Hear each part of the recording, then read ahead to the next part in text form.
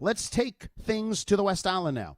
West Island cities need to pay part of Montreal's Formula E $3 million settlement. Think about Dorval and Kirkland and Beaconsfield and Pointe Claire and Bay d'Urfé. Montreal's paying for most of it, but demerged cities were caught in the crossfire when Mayor Plante canceled the races back in 2018 and 2019, and now they are on the hook for over $520,000 of that $3 million. Should demerged cities need to pay? And is there a way that they can get out of this bill? We head to Beaconsfield now. Beaconsfield could be fun too. But we're at Beaconsfield, in fact. The mayor of Beaconsfield is on the line, Georges Bourelle. Mayor Bourelle, thank you so much for coming on the show. Good morning, Elias. Thanks for having me. Just throwing this out there, this could be a tourism event, Bacon Days in Beaconsfield, and it's just you're making bacon and everyone's coming to town. I just thought of it. Think about it. Get back to me. Okay, let's talk about this lawsuit here. You must be hopping mad that your city on the hook for around $30,000 here. Well, with the agglomeration, the way it is governed and structured, we can object, we can argue, we can scream, stomp our feet. We have no say. And we cannot stop the City of Montreal administration to do exactly what they want. We just pay. I'm so sorry that I'm chuckling here, but it's so outrageous. I'm laughing because I'm with you, by the way, Mayor Bourelle. Like, it sounds so ridiculous that you've got no say here. How'd you get into this mess, this agglomeration council mess? How'd you get into it, and can you get out of it? Well, it goes back to 2005, and that at the time we went through merger and demerger, and a number of municipalities decided to demerge and stay independent. And the cost was that the provincial government set up a governance system and a sharing of expense structure system for the agglomeration of Montreal. It was set up by the provincial government, and it is really turns out that we have become what I would call the cash cow for the city of Montreal. Paying more than your fair share. When you look at some of the numbers there, it seems plain as day. Now, I get when you pay your share for city services, when it comes to things that your residents get to enjoy. I fail to see, and I guess I'm preaching to the choir here, I fail to see the connection on a Formula E race in downtown Montreal and how the case can be made that the citizens of Beaconsfield should pay for it. Well, we objected, and I'm not only Beaconsfield, but the demerged municipalities objected to this.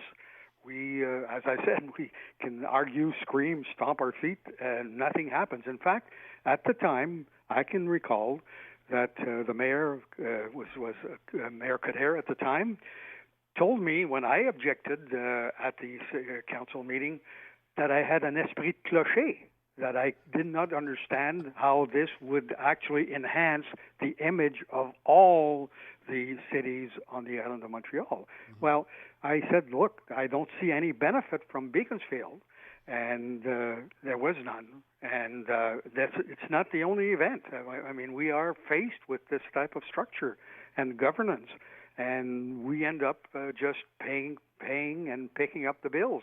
And it is most unfortunate. I agree with you that we should pay for services that we get, and that's fine. But we actually, an ASM study, the Association of Suburban Mayors Association, we did a recent study, and it turns out that our residents in the demerged municipalities pay 62% more than the Montreal residents for the same services.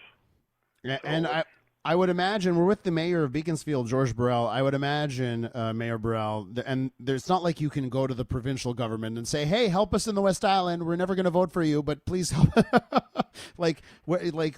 Is there any mechanism in place where you can sort of, make this a more fair system? Because you said you can stomp, you can plead, but that doesn't do anything. Is there any mechanism? Is there any way out of this unfairness? We've tried to negotiate a better arrangement with the City of Montreal. They simply are totally closed to negotiations. They do not. We've been trying for I would say, several years now to try and sit down at the table and negotiate something better in terms of governance and structure. They are not willing at all to negotiate. And you said it. When it comes to the only body that could do something is the provincial government, because they set it up in the first place. It was set up by the provincial government, so they are the ones that could do something.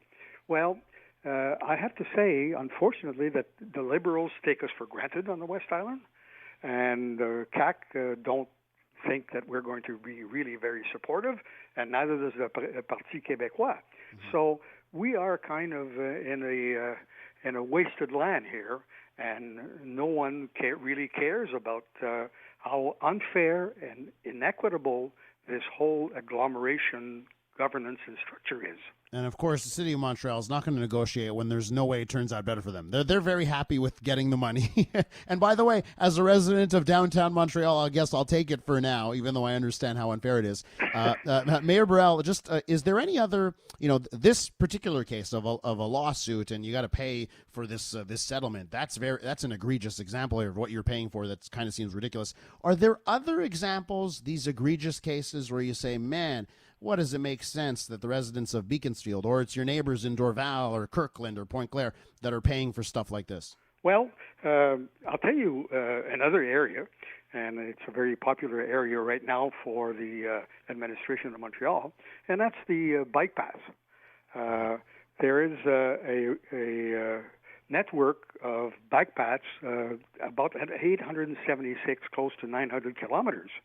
Now, most of these bike paths are in Montreal, and we do have bike paths in the merged municipalities. But by comparison, we certainly do not have the same number of bike paths that are considered part of this network throughout the island.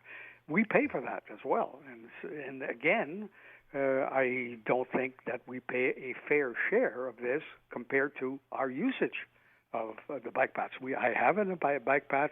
I have some in Beaconsfield.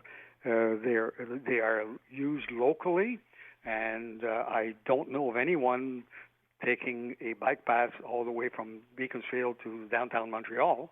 So we just end up paying. One thing, as an example to tell you how this is really unfair, in Beaconsfield, since 2013, local taxes, real estate taxes in Beaconsfield have gone up by 1.1%. Mm-hmm. At the same time, the agglomeration quote-part, what we pay to the agglomeration for the agglomeration services, that went up by 18.7%. That's it certainly sounds out of whack and unfair, and I'm getting a lot of comments from listeners who are agreeing with your sentiment, Mayor. We got to leave it there. I want to thank you for coming on the show. My pleasure, and thank you for having me, because I think that the more we talk about this and the more the residents of particularly the merged municipalities understand and know that they are being taken, I hope that they react and complain to their MNAs.